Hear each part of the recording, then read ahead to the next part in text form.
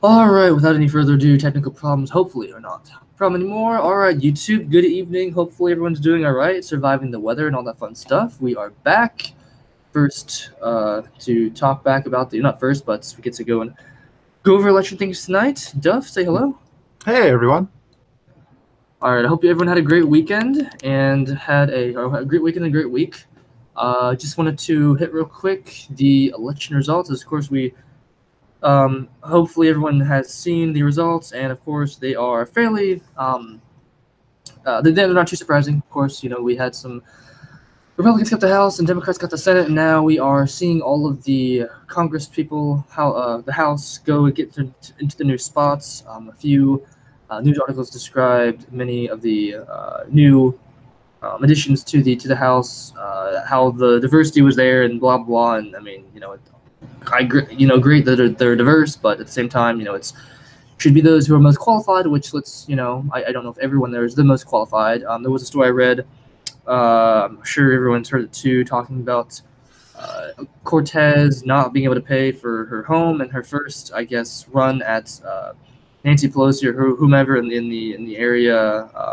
She described her first major change. She wanted to make a law to end climate change or whatever else there. But Duff, did you hear any stories like that, or have you seen the new officials in the White House, or I guess House so far? Well, if we're going to be looking at Ocasio or Tez, that was just sort of a funny one. So the media, or at least in this case, the right-wing media, is trying to look for as many ways to try and poke holes in her as possible, and not doing so in a way that's actually smart. So it's like, oh, she couldn't afford an apartment. Well, the thing is, you might actually have cash on hand, but do you really want to spend it all on an apartment? Or are you going to buy it outright? Do you need to look to rent something? If someone were to ask you right now, can you buy an apartment in Washington? You would probably say, no, I don't have enough money to outright buy it anyways. So I think that's a whole load of silliness. And then the whole, what was it? The picture of her walking away, and they're like, oh, she's wearing something which clearly someone wouldn't be able to afford. And it's just like, well, I wonder how many representatives in the House and the Senate actually have beneficiaries who would actually lend them either money or clothing, or actually provide them with apparel. It's not unheard of for politicians to receive literally wardrobes from companies who want to be able to say, oh, this politician wears our jacket. It's kind of like, if we're going to put an analogy here, Ben Shapiro goes, we have Indochino jackets, and they're really quite expensive. Did Ben Shapiro buy the Indochino jacket, which he's probably wearing? Probably not. And yet they were trying to make a hullabaloo out of it. And it's just like, this is just silly. If you're going to go after her, make sure you go after her for substantiative things. Or maybe try and paint her into a corner by being like, okay, two of her actions already have been or can be construed as being anti-establishment Democrat. And that's a far more interesting story to go after. But they're just looking for as many media stories as they can, and it comes across as, just being vaguely ridiculous. But what are some of your thoughts there, AAA?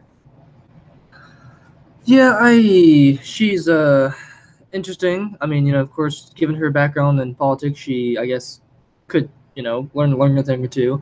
I think the House thing, I mean, she says a lot of things, I guess, is the general gist there.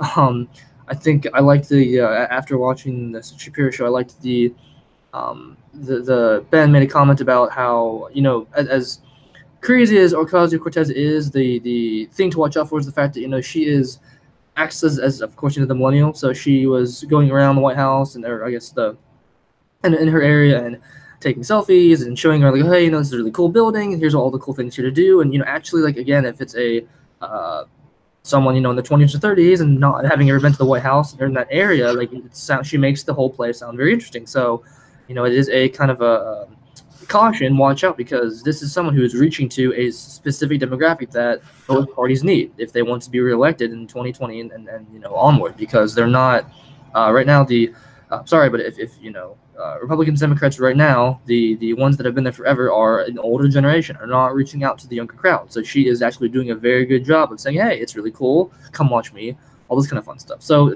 kudos to her for being able to make the White House and politics look cool. Also, she and I can't remember the whole story, but I know she went to I want to say it was a hallway for Pelosi or something in those lines, and she was honoring, or not honoring, but she was congratulating the crowd there for hey, you're standing up for our future and whatnot, talking about climate change and wanting to have things done. So it's interesting to see her try and shift Pelosi's stance on things. And again, Pelosi is the older Democrat. I'm sorry, Pelosi is the older Democrat, and Ocasio-Cortez has come in, and she's the newer generation. So now it's a battle of here's the new and the old. How much will they fight? How much are they trying to go and stay in their own team, and that kind of thing. So it's that's kind of crazy. And as we were describing before we got live, the Democrats were bragging about, oh, hey, look at how diverse we are, and having all these here's LGBT people here and that kind of fun things and all this ethnicity, which on the one hand, great. On the other hand, you should be elected because of your merit, but it's 2018, so who knows anymore. But I think I don't know, Duff. Should the diversity be a strong point, or is this kind of just I guess more silly grandstanding? What do you think about that? Oh, no, I think it's perfectly okay to say, look, we actually have a diversity of X, Y, and Z factors. And, as a Democrat or as the Democratic Party, they've been pushing for that. And they're actually following through with what they've been saying, which is they actually want representatives from different sexual orientations, from different backgrounds and stuff like that. So for their base, it's all good. And I don't think there's anything inherently wrong or bad about that. In fact, it is a good thing. However, what I'm always skeptical of is no matter your background, if you choose to be a politician and you hang out with other politicians, then are you more likely to act as a politician or act in a different way? And so regardless of, things like ethnicity, ideology, things like this, if you're a politician and you grow up in a political sort of landscape and that is your vocation, you're going to act politically and fall prey to the same pitfalls as of all career politicians. So on the one hand, sure, tout it as a victory. On the other side, it's probably not going to amount to much simply because once you get into the political sphere, you're going to start acting like a politician. Yeah, that's fair. I'm hoping again, like that. Again, nothing against whoever was elected. I think this was great. You have been elected through the democratic process. You're there, and continue on. So, like I said, hopefully it'll be interesting to see how the new and older generations interact and how those things come to be. Of course, we also have a lot of Democrats saying, "Hey, this is going to be the investigation here. So here we're going to have go through everything, Trump, Trump, Trump, and that kind of fun stuff, which will be another great time period of just saying Trump did everything wrong. Let's get rid of him." And I mean, I think it's fair to say that due to our I guess great results with the current Mueller investigation and Trump, I mean, it doesn't sound like anything's going to change, and I feel like we're all getting really tired of the accusations with nothing coming about there. So that's really unfortunate. But also speaking of White House things, hopefully everyone has heard or seen the great video of Jim Acosta trying to ask too many questions to Mr. Trump and the spat they had and that kind of thing. But Duff, did you hear about did you see the video, and what are your thoughts there? Oh yeah, no, we talked about this a little bit last time as well. So Jim Acosta sort of sees himself as a celebrity and a person of import, and got into it with the president during a Q&A and essentially hogged the mic for so long that they asked him to give the mic back, and he wouldn't do that. Trouble ensued, and the White House turns around and says, okay, we're banning your press pass. You're no longer allowed to be here. And the interesting part of this story is subsequent to what happened, CNN sued. It went before a federal judge who sat down and actually seems to have decided quite rightly that the problem that the White House engaged in the way that they went about suspending the press pass was that it didn't follow any form of due process. So there wasn't an opportunity to appeal. And therefore, based off of the Fifth Amendment and due process before the law, or due process before an authority, the judge said it wasn't done properly. So what does this actually mean? Well, it means that technically Jim Acosta could be served a series of reasons why he, if he is to do what he did again, why he'll have his press pass suspended, so long as he doesn't abide by the guidelines which he's given, and he could be kicked right back out of the press corps at the White House. And this time he wouldn't be able to appeal the same way because the judge in his ruling said this is not a First Amendment issue.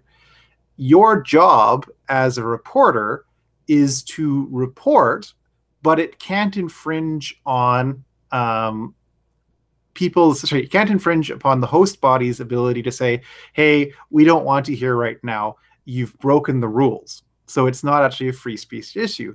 So I actually find this really fascinating because this particular judge who passed down the ruling was appointed by Trump, and like many Republican judges, is a literalist when it comes to the law.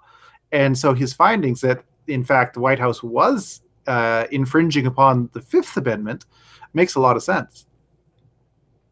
Yeah, it's a very interesting. I mean, I didn't realize all that, so that's interesting. So it sounds like you're saying is there's a good chance that Jim Acosta comes back and Trump yells at him again and then tries to do the process correctly and actually could potentially ban him overall. Which I think the best thing to say is, hey Jim, you can come in, just stop talking, which might be the better option there. Yeah. Or simply more like you reissue the handbook for the press corps at the White House and essentially say, please ask succinct and to the point questions. If you are going on without any clear questions or appear to be on a rant, you will be cautioned. And if you continue to do that, then we'll be asked to give up the mic. And if you don't do that, well, then we might remove you from the room, and we will we'll direct you towards a process whereby we will reevaluate the grounds on which you have your press pass. If it's found that you're not following the rules, we will revoke it. You have the opportunity to appeal, but the appeal process is entirely on our end, so therefore you no longer have your press pass. And it would be hilarious to see that, because the way the judge worded his findings was essentially, this is not a First Amendment issue. This is a Fifth Amendment issue. And that doesn't prevent the White House from, in the future, kicking Jim Acosta out on another instance kind of thing. So I actually like this, because this is the way the law is supposed to work. It's not supposed to take sides.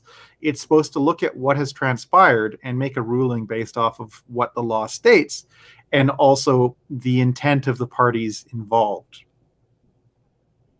Yeah, I agree. I think it's a very interesting case, and hopefully, like I said, it's nice that the judge is actually saying, hey, this is what the law states, and we're not going to go and say, well, Trump said this. It's actually here as objective as possible, what is the proper procedure. And again, hopefully, the funny part is, even if Acosta comes back, then it'll be interesting to see if he says, okay, I'm going to grandstand again and have to get slapped in the face, or will he take the hint and go, you know what, maybe I shouldn't be so boisterous. Although it's Jim Acosta, so I kind of doubt he'd stay too quiet. So maybe Trump gets more. Another headline, if the return of Acosta, something in those lines, and have a whole series of what will they do next? How will he grab the microphone and all that kind of fun stuff. So that's totally it's very interesting when this is our this is a top story. But on a similar kind of related note, given the fact that Jim was describing the caravan and those seeking asylum, is a kind of scary story. The and I finally found the article now, which is why I feel more confident talking about this. Jim, when he was describing the asylum, for those of you who don't know, there is a woman in I guess Pakistan. Her name is Asia Bibi. She's 47, and she apparently was sentenced to death on charges of blasphemy because she would not when he was on prison for um she I guess was against the Islamists basically who and they wanted her dead. So now she might have to go and seek asylum. So that's terrifying to see that that's even a thing happening. Um, I think the latest news here was there was a chance that the UK might not offer her asylum. I didn't read the whole article yet, but that's what it sounds like. So another case of people who say, "Oh, this is how we are. We are very similar. Other countries have similar laws and are similarly, the culture is the same. And we can all just kind of believe what we want to believe." Well, of course, it's not true, and she is uh, kind of a crazy state right now, where who knows what's going to happen to her. We hope for the best, but she spoke her mind, and now she's, of course, in a country where that's there are different rights there too. But Well, so much Triple A, just a quick thing there. So it wasn't that she spoke her mind. In fact, that quite the opposite. So this particular woman, Asia Bibi, she was thought to have been heard to have blasphemed against the Prophet. There was no corroborating evidence, but people thought she had done this. And because in Pakistan, blaspheming the Prophet is more than a capital offense, she was basically put through a show trial. It caught international attention because a couple different international aid agencies basically pointed out, hey, there's no corroborating evidence here, and she's going to be executed strictly on hearsay. And Pakistan doesn't want to be thought of as a completely lawless nation, even though Sharia is both part of their legal system, but also mirroring it, because there's many different sects of Islam in Pakistan, and many of them have different Sharia courts. So it's unclear in this case just how she was found guilty and whether or not in the civil case she would have been found guilty of anything at all. But because the religious court has a different standard for evidence, it became really, really iffy. Due to international pressure, she was released from death row. The major problem being, though, is any nation that were to extend her sanctuary would somehow have to facilitate her leaving the country. And that would be extremely tough to pull off, simply because you would literally need to send in an armed force to go and get her. She's in hiding. Literally, there's hundreds of thousands of people who want her dead based off of hearsay.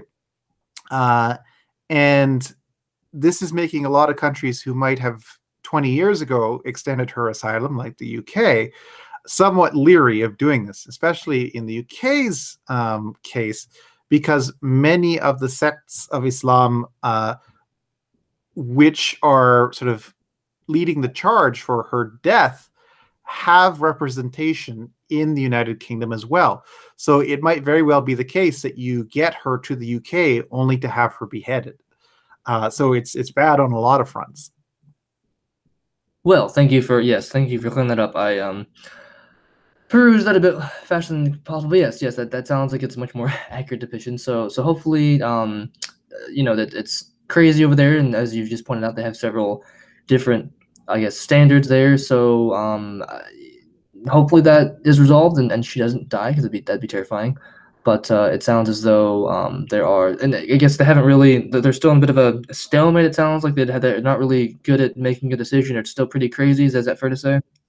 Well, stalemate in terms of where she's going to go. She has been acquitted of the crime of basically uttering Muhammad's name in vain, or saying that the Prophet is not the Prophet, and saying bad things about the Prophet. So from the civil authorities' perspective, they are just holding her until they can turn her over to somebody else.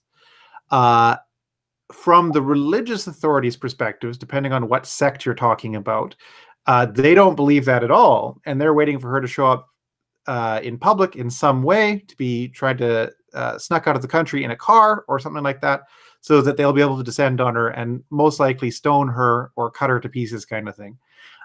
So it's tricky because you're stuck in a country which doesn't want you anymore. And they're the ones who have to take care of you, while other nations are trying to figure out whether or not they want you to come to their nation.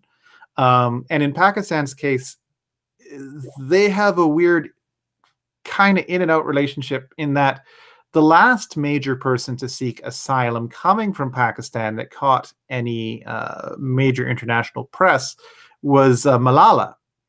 And Malala, of course, fled the country because she was shot through the head, and then has kind of gone underground. So she's an apologist for Islam still, so she still believes in her religion, but she's not exactly the best critic of Pakistan on any level. So if you're going to get somebody out of a country, what do you expect of them? And if you're going to get a Christian woman out of the country, what's going to happen to her when she's out of there? Is she going to become a sounding board like Ayan Hirsi Ali, or is she just going to disappear and live her life? And so I don't really know what to expect coming out of this. Wow, that's yeah. So a bit of great place for her to be in. Well, anyway, we wish her the best, and that just sounds maddening over there. On a bit of a happier note, I want to discuss tonight was, as I said before, I think for those of you who are listening, I did actually go and get to see a little bit. Well, I was there for the event, I should say. So, like as I was described before, Mr. Shapiro came to my home state in Ohio, got to speak at the Ohio University, which was I'm sorry, the Ohio State. There we go. Ugh, that's close. So that was pretty cool to do. Had a friend who lives there and goes to school there, and so I hung out with him and spent the night there. And we got to go and go get in march in line to see the events. I will say that the event started at 7. We got there at about 5:30, so we did there in the cold. And that was they had a one line for people with tickets. I tried to get a ticket. They went very fast. Couldn't get there, so I was hoping to be in the standby line or the overflow room. And we waited there for a while. They passed out some stickers, and they also, this is key, they passed out Reagan posters of, I think, just Reagan on the ranch kind of thing. Anyway, as we were going in line, because one of the staff members there talked about, okay, by the way, guys, if you want to see the speech live stream, we have a room for that. Great. Unfortunately, we never got to the room. What I was hoping for was to see a few people from Antifa just start yelling. I thought it'd be kind of funny to see that stuff. What ended up happening was Antifa was already inside the building, so they took up a lot of the space that was going to be or they took up a lot of space for the entrance to get into the overflow room. So by the time I was at the door, the overflow room was too much, which was very sad to see. But I was, I was there for an hour and a half. I wanted to go and try to see if I could see anything. So we got into the room, and the first chant was F. Ben Shapiro, which was interesting because he had not started the speech yet, and they, as far as I could tell, didn't know what they were talking about. So we sat there for a little bit. My friend didn't really, he's heard Ben before, but he doesn't really, care a whole lot. But I was definitely, looking forward to seeing what was there. And it's funny to be, again, Fleckus made a video of that, and I'm pretty sure, I think I was actually there while he was there. Didn't actually see Fleckus because I'm pretty sure he was at the front of the line to talk to Antifa and whatnot. But so that was interesting. I saw the video and I recognized the signs. They had things from, abortion. I'm sorry, healthcare and abortion is a right. Something I think like something capitalism is wrong or something in those lines, and just a lot of crazy signs like that. And so it was F. Ben Shapiro. They had another, I can't remember the other chant. It was, I think it was bigotry go away. I can't remember the whole chant. Then they said Black Lives Matter. Then they talked about it kind of melded together. They honestly had 4 chants. They kept repeating over and over and over again. But what was really sad was they had as they were chanting, he's the worst, he's the biggest, he's a racist, all these kind of fun things. One of the guys that were in line went to the front of the crowd and started to hold up a Reagan poster that he got in line. Well, they saw that and they just started to yell, "Okay, Reagan is dead," which is a factual statement. Not sure why you need to go and announce that at a speech, but okay. So once they said Reagan is dead about 10 times, Then things changed drastically. They said Reagan is dead. Then they started to say John McCain is dead, which surprised me because that kind of a dick move. And this was the Tuesday after Memorial or Veterans Day, so that was pretty awful. And then you started to say John McCain is dead, which was really sad. And then after that, a guy in a MAGA hat began to chant, "Okay, well Mao is dead." So I guess we're just spewing facts right now. We're saying, "Hey, the sky is blue. It's cold outside, and we're at a OSU." I don't, it's very very odd encounter. And eventually, my friend the guy's like, "Hey, dude, they're fighting. And it's not worthwhile. Let's go." So it was an interesting event. Never got to see Ben. Never. I did see the live stream, of course. That was online. So it was that was crazy there. I will say that there weren't many Antifa members there. At first, I didn't think they were Antifa because most of them were not wearing masks. I think one or two people did overall. They did carry some red flags, obviously some posters and kind of things.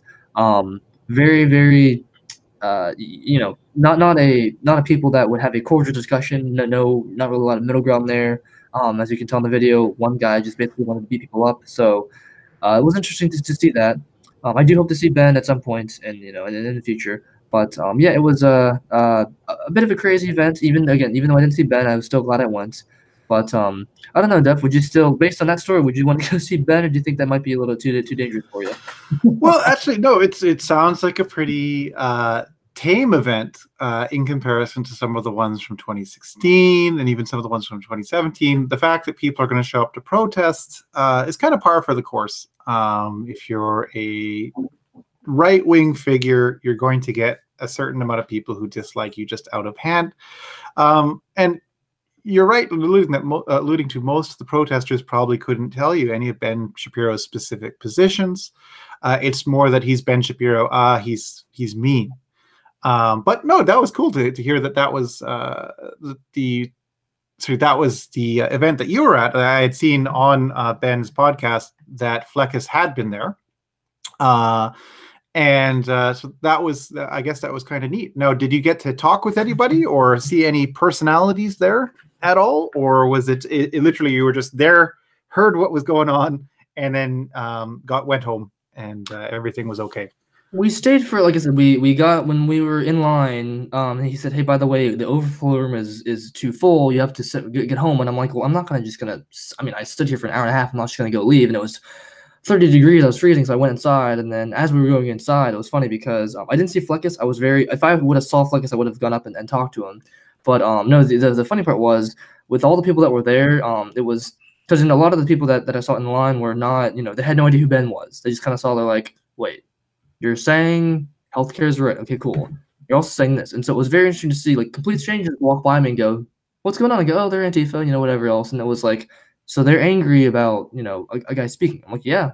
And we were all kind of like, I don't agree with much of what anyone says. I don't really care, but like, this is a bit ridiculous. So it was very cool to see how, we again, I have not met the majority of these people, never saw them, but we all kind of sat there and go, I get being angry, but to get emotional and start yelling about, "Oh, hey, this person says things that I'm against," and just to sit there and just, yell about it, it's just ridiculous. So it was very fun to see, again, I don't know if we had anything in common at that time. I didn't talk to any of these people there, but just to have that whole, like, hey, we don't agree on, we might not agree, but just to be able to say, okay, I'm not that. It was a, not the best part to come together about what we agree on. I don't agree with this, but I mean, hey, I guess congratulations, Antifa Democrats. You brought us all together that think that you're crazy and other things. But again, it was an interesting event. I did watch the live stream. If you want to see that, there, it's on YouTube. Ben does a great speech for a little bit. Does a lot of the same thing he did before. I will say, I think this speech, I like it because he actually answered a lot of questions.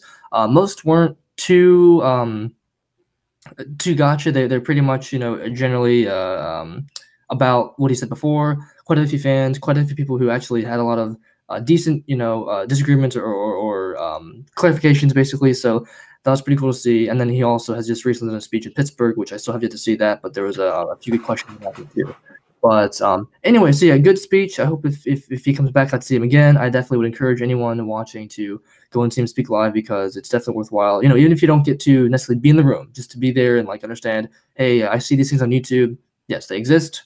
They are crazy. They don't know what they're doing, and it is real life. It's not some kind of hoax thing where, oh, Antifa is crazy. No, they are real. They are as unfortunately is characterized as you might say. But anyway, a cool story. If you have any more questions, please comment below. Unfortunately, that is we've had some technical difficulties tonight, so I'm actually gonna have to cut this a bit shorter. Sorry guys, but we will rekindle again. Hopefully things don't go too much crazier, but it's 2018 and everything's crazy, so we'll see how that goes. But until next time, we will come back and have some more for you. So I guess Duff, any final thoughts? Oh, not too much. I hope everyone has a good week. Awesome, guys. Hope you all stay warm.